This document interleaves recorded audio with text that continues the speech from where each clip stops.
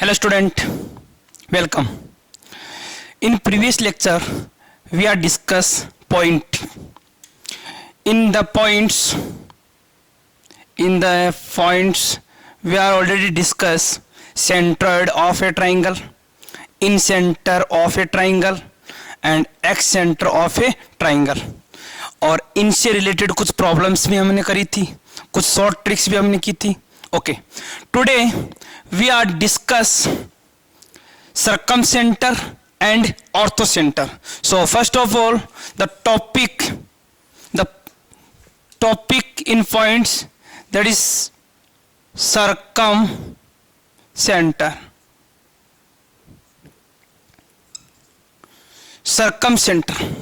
देखिए, first of all अपन बात करते हैं सर्कमसेंटर होता क्या चीज है और किस तरह से सर्कमसेंटर के क्वेश्चन पूछे जाते हैं. तो देखिए, suppose we have a triangle A, B and C. The coordinate of A is x1 y1, coordinate of B is x2 y2, coordinate of C is x3 y3. Okay, and I want to circumcenter. So first of all, what is the definition of circumcenter? क्या होता है सर्कमसेंटर, कैसे इसको definition में अपन define करते हैं. देखो, the intersection point of perpendicular bisector of the side.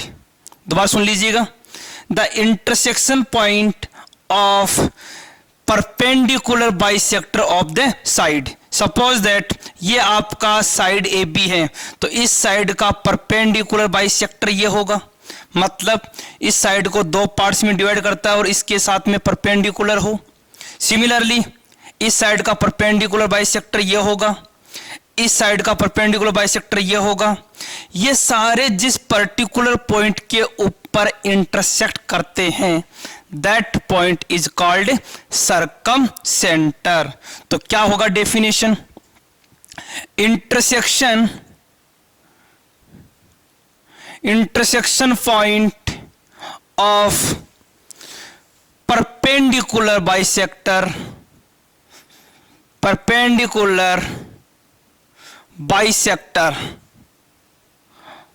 of sides in triangle.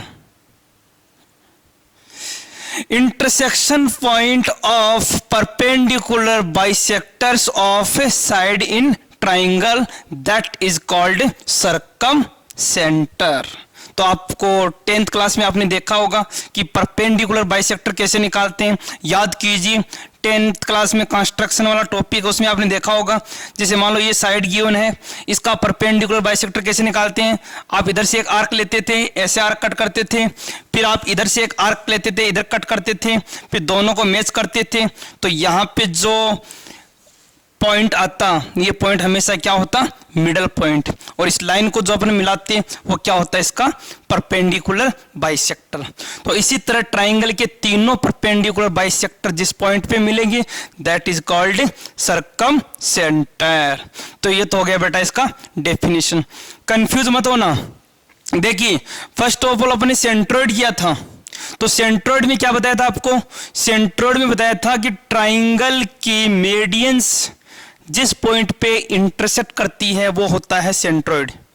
इसके बाद में अपन ने किया था इन सेंटर. उसमें क्या था? जो वर्टेक्स पे जो एंगल्स बने हुए हैं, इंटीरियर एंगल, तो इंटीरियर एंगल का जो बाइसेक्टर जहां मिलते थे वो था आपका इन सेंटर. एक्स सेंटर, इसमें एक इंटीरियर एंगल और दो एक्सटीरियर एंगल लेते थे. और फोर्थ जो है आपका सर्कमसेंटर, इसमें आपके साइड्स के एंगल बाइसेक्टर, सॉरी साइड्स के बाइसेक्टर, परपेंडिकुलर बाइसेक्टर जिस पॉइंट पे कट करेंगे वो क्या होगा? सर्कमसेंटर. अच्छा, एक और स्पेशल बात ये है कि अगर इस पॉइंट को मैं as a centre of circle use करके सर्कल बनाऊं, तो ये जो सर्कल बनेगा वो सर्कल इन तीनों वर्टेक्स से पास होगा. कहने का मतलब, अगर मैं इसको एज ए सेंटर यूज करके सर्किल बनाता हूं तो ये जो सर्किल है वो तीनों वर्टेक्स से पास होगा।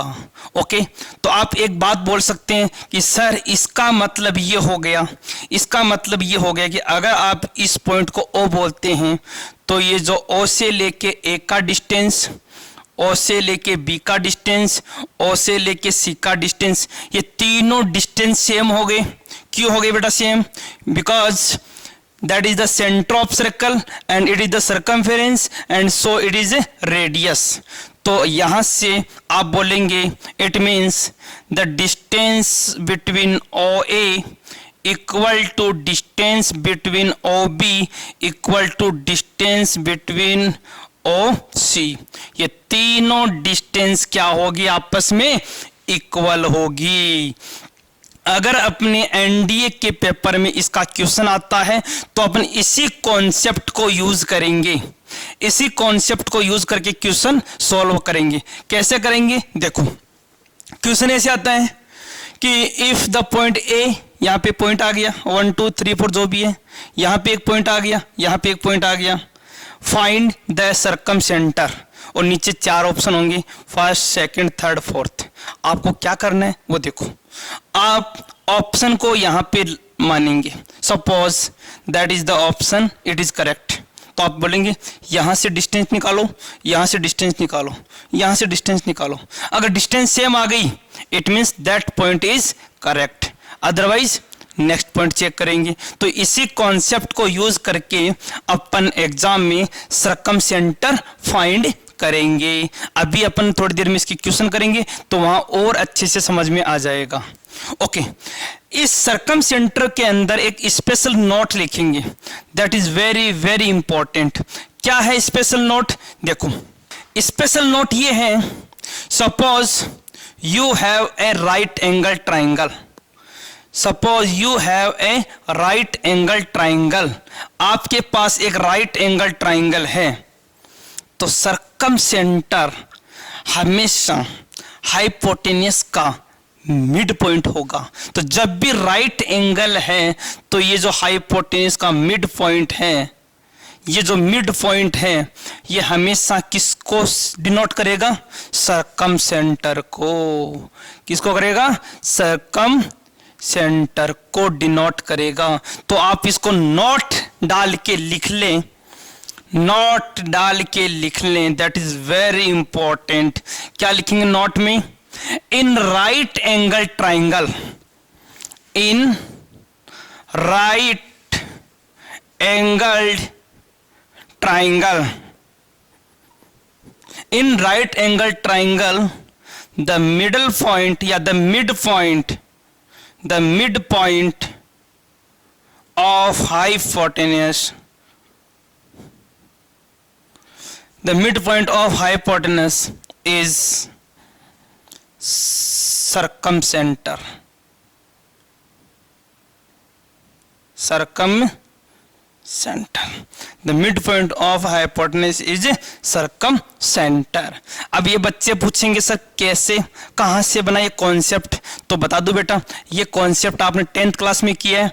अगर मैं यहां से सर्किल बनाता हूं तो एक तरह से ये क्या हो गया? सर्किल का डायमीटर हो गया। अरे वाह कि नहीं हुआ? तो ये डायमीटर हो गया तो डेफिनेटली ये क्या होगा? इसका सेंटर होगा।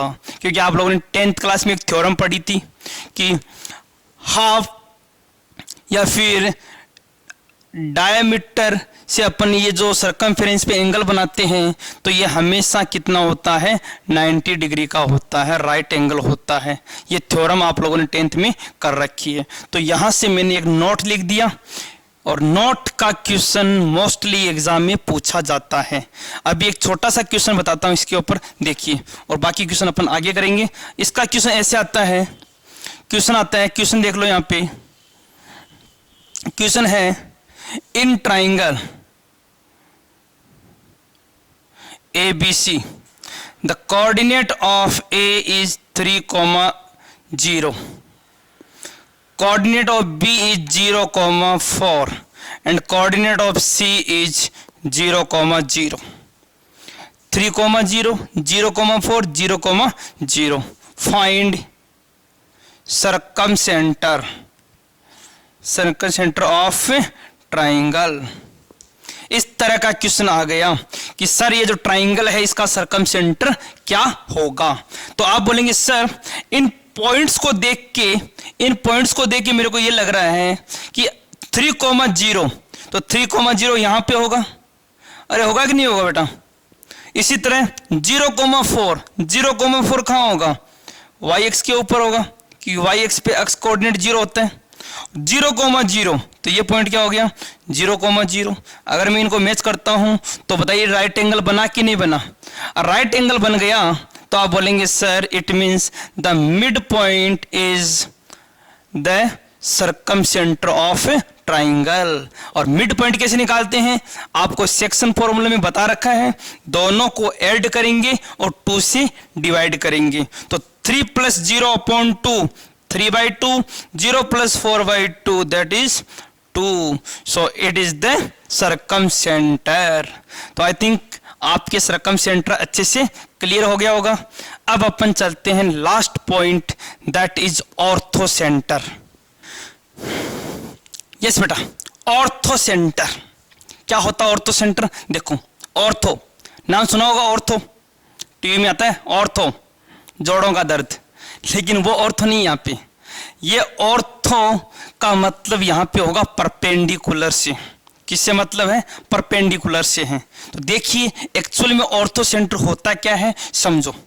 Suppose that we have a triangle ABC, we have triangle ABC.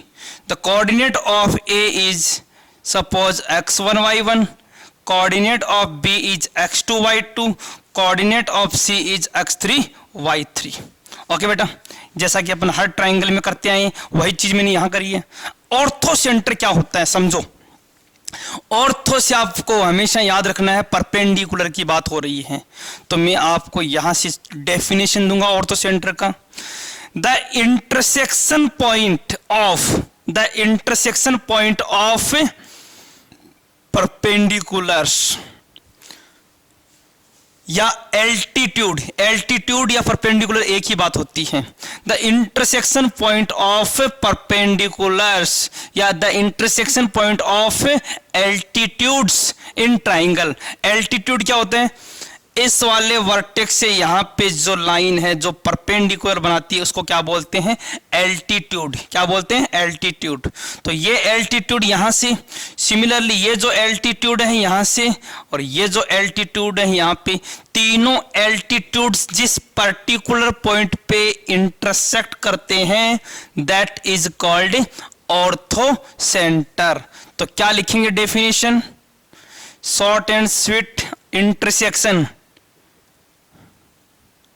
intersection point of altitudes कर दो, altitudes in triangle, altitudes in triangle। Okay student, अच्छा। एक और इंपॉर्टेंट बात, कई बच्चे बोलेंगे सर इसका मतलब ये तो फिर वो सेंट्रोइड की तरह हो गया, ये तो मेडियन हो गया। नहीं, बिल्कुल नहीं। ध्यान रखना मेडियन और एल्टीट्यूड में फर्क होता है। मैंने तो ये डायग्राम ऐसा बनाया तो आपको लग रहा है कि ये मेडियन हो सकता नहीं। देखो जैसे मान लो सपोज मैंने ऐसे ट्राइंगल बनाया था, ये देखो मान लो मैं ट्राइंगल ऐसे बना दिया ABC। अगर मैं इसका मेडियन बनाऊंगा तो मेडियन बेटा ऐसे आएगा क्योंकि मेडियन हमेशा इनके 2 पार्ट्स करता है। और एल्टीट्यूड बनाऊंगा, एल्टीट्यूड इस वर्टेक्स से यहां पे जो लाइन है इसको बोलते हैं एल्टीट्यूड। तो ध्यान रखना हमेशा, क्योंकि मेडियन का इंटरसेक्शन होता है वो सेंट्रोइड होता है और एल्टीट्यूड का जो इंटरसेक्शन होता है दैट इज ऑर्थो सेंटर।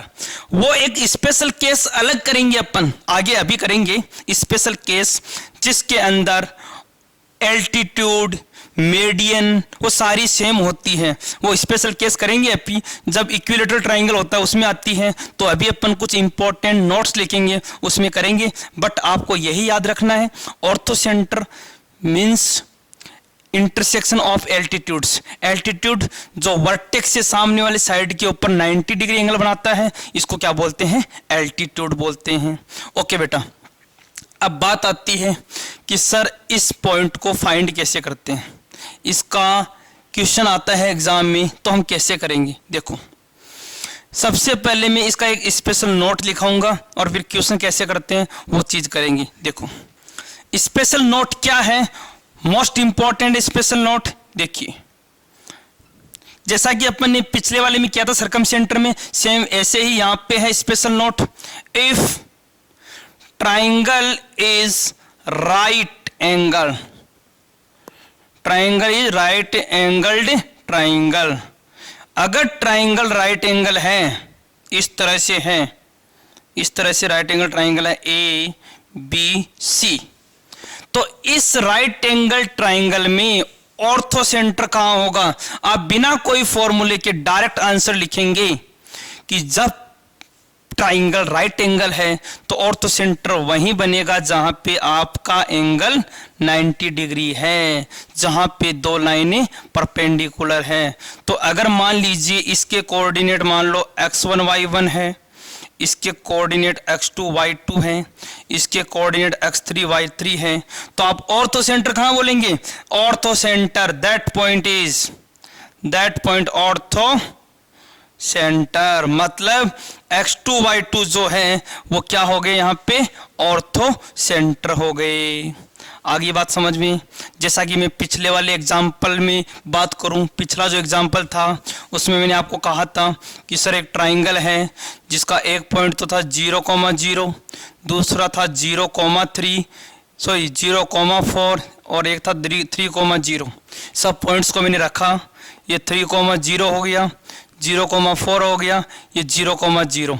तो अगर मुझे पूछे कि सर इसका ऑर्थो सेंटर कहां है, तो मैं कहूंगा that is ortho centre, that is ortho centre and that is circum centre. तो मेरे हिसाब से आपकी समझ में आ गया होगा। ओके, और अगर जनरल क्वेश्चन होता है जिसमें ये राइट एंगल नहीं होता, उस केस में बता दो बेटा कि ये जो पॉइंट है वो मैं कैसे निकालूंगा। ध्यान से देख लीजिएगा, ये बात मैं अगला जो चैप्टर स्टार्ट होने वाला स्ट्रेट लाइन उसके अकॉर्डिंग करूंगा। कैसे करूंगा देखो समझो। सबसे पहले मैं इस लाइन का इक्वेशन निकालूंगा, फिर इस लाइन का इक्वेशन निकालूंगा, और दोनों लाइनों का इक्वेशन जहां पे इंटरसेक्शन करेगा, जहां पे दोनों लाइनें इंटरसेक्ट करेगी, वो क्या होगा, ऑर्थो सेंटर। अब आप पूछेंगे सर लाइन का इक्वेशन कैसे निकालेंगे, ये अपन 2 वीडियो बाद में जो नेक्स्ट अपना लेक्चर आएगा उसमें करेंगे। अभी आपको इतना ही समझना है कि इंटरसेक्शन ऑफ एल्टीट्यूड्स बस, और एल्टीट्यूड का इक्वेशन कैसे निकालेंगे वो अपन नेक्स्ट लेक्चर में करेंगे। तो बेटा ये हो गया आपका ऑर्थो सेंटर। तो मेरे हिसाब से 500 पॉइंट्स में किसी भी बच्चे को कोई प्रॉब्लम नहीं होनी चाहिए बेटा, क्योंकि मैंने सारे पॉइंट्स को अलग अलग तरीके से डिफाइन किया। दोबारा बोल देता हूं, centroid, intersection of median, second in centre, intersection of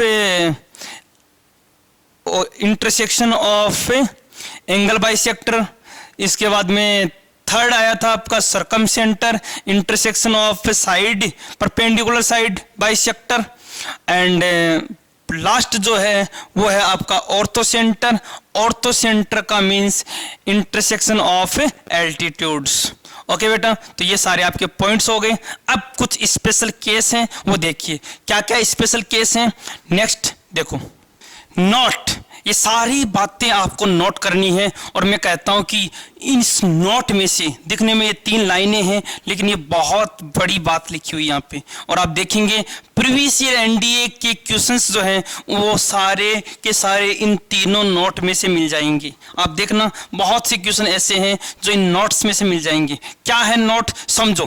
first of all, if the triangle is equilateral, that is very very important thing, the triangle is equilateral, then centroid, ध्यान से देखिए, centroid, in center, ortho center, circum center, coincide। मतलब अगर triangle equilateral है तो उसमें centroid हो, चाहे सर्कम सेंटर हो, चाहे ऑर्थो सेंटर हो, चाहे इन सेंटर हो, सारे के सारे कहां लाइक करेंगे, एक ही पॉइंट पे लाइक करेंगे। मतलब अगर ट्राइंगल इस टाइप का है, अगर ट्राइंगल आपका इस टाइप का है इक्विलेटरल, एग्जाम में आपके जब भी इस टाइप का इक्विलेटरल आ जाए तो आप एक ही बात बोलेंगे कि सर ट्राइंगल इक्विलेटरल है, इट मीन सारे के सारे एक ही जगह पे लाई करेंगे। ऑर्थो सेंटर भी वही होगा, सेंट्रोइड भी वही होगा, इन सेंटर भी वही होगा, सर्कम सेंटर भी वही होगा। और एक बात और बता दूं, इक्विलेटरल जो ट्राइंगल होते हैं ना, इनके जो वर्टेक्स होते हैं, वर्टेक्स वो किस टाइप के होते हैं? इरेशनल वर्टेक्स होते हैं। कहीं ना कहीं आपको वर्टेक्स में इरेशनल वैल्यू दिख जाती है तो आप समझ जाइएगा दैट ट्राइंगल इज इक्विलेटरल। क्यों? याद करो, इक्विलेटरल ट्राइंगल में एरिया का फॉर्मूला क्या लिखाया था सर ने आपके 10th क्लास में? √3/4 a स्क्वायर साइड स्क्वायर। बेटा लिखवाया था नहीं लिखवाया था? तो √3 दिख गया, √3, तो आपके दिमाग में बात आ गई कि सर √3 आ गया, √3 है कहीं ना कहीं पे, इरेशनल नंबर है तभी तो √3 आया है। तो आप यही दिमाग में रखें कि सर अगर मान लो एग्जाम में क्वेश्चन आ गया कि फाइंड द सेंट्रोइड या कुछ भी आ गया इस टाइप से, तो सबसे पहले नजर जाएगी वर्टेक्स के ऊपर।